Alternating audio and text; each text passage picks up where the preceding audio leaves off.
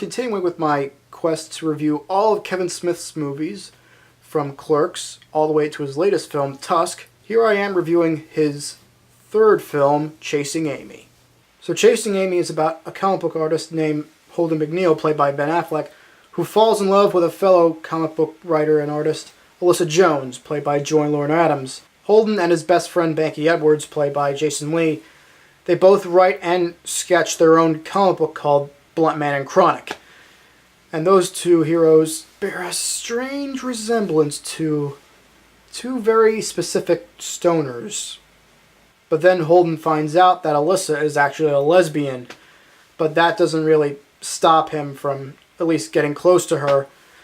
Banky's telling him to just don't even bother, she's a lesbian, she'll never go for you.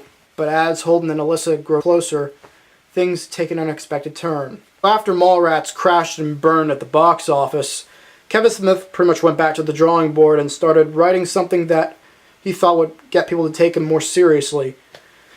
And in many ways, it did. It really did have people take him more seriously. Also, if you ask me, this is the first film that really kind of showed that Ben Affleck is a star to watch, because this came out the same year as Good Will Hunting. And even though Affleck worked with Kevin before on Mallrats, it's this film in which they really started to get into their own. And for this reason, I consider Ben Affleck and Kevin Smith to be like the Scorsese and De Niro of the Gen X crowd. And I say that because Affleck worked with Kevin Smith more than any other director. He worked with him on, of course, Mallrats, this film, Chasing Amy, Dogma, Jay and Silent Bob Strike Back, Jersey Girl, and he even made an appearance in Clerks 2. In fact, Affleck even admitted that without Kevin, he wouldn't have the acting career that he has today. And I think out of all of Kevin's films, this one's probably my personal favorite. I like it just as much as I like Clerks, but I think I like this one more because I think I connect to it more than I did with Clerks. This one I think is actually smarter than Clerks. The writing is better than Clerks. The acting I think is a lot better than in Clerks. I'm not discounting Clerks in any way, shape, or form. I just think that I like Chasing Amy more. It has everything that made Clerks so great, but kind of elevates it more to the status of, yeah, this Kevin Smith guy, he's really good. And I think under Kevin Smith, Affleck turns in some of his best performances. Obviously, all the leads of the movie do really well. Ben Affleck turns in one of his best performances of his entire career. Jason Lee is great as always. In fact, I think he won the Independent Spirit Award for Best Supporting Actor for this, and Kevin Smith took home Best Screenplay.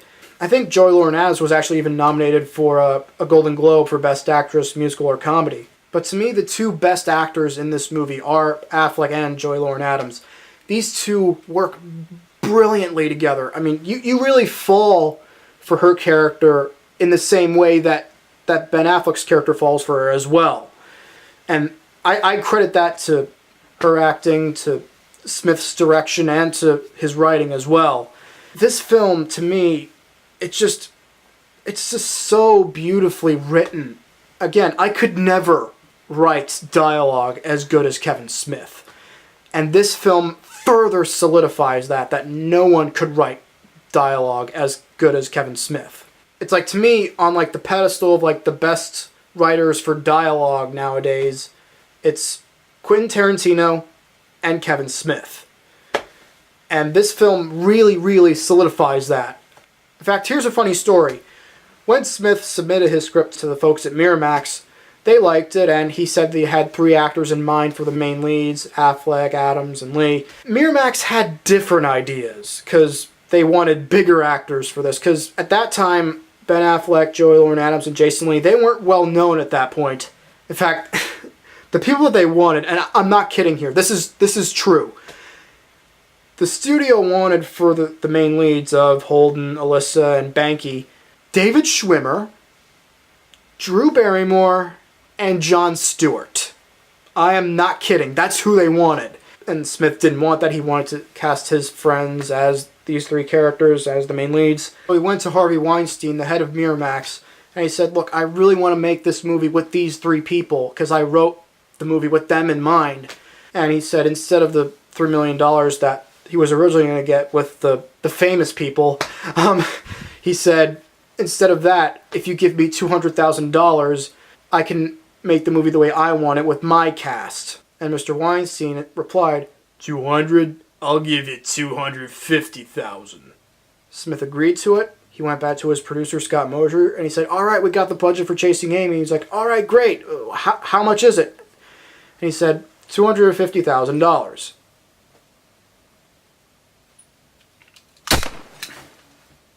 And honestly, it definitely was for the best, because those three actors, Ben Affleck, Joey Lauren Adams, and Jason Lee, they make this movie. And without them, it wouldn't have turned out the way it did.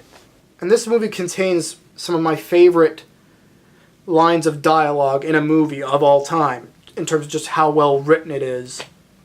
Also, I think I should probably point out something. On the box cover for the DVD and the Blu-ray, it shows that Jay and Silent Bob were in the movie. And they were, but that's kind of a misnomer, considering that they're only in the movie for just one scene. And it's like towards the last half hour of the film.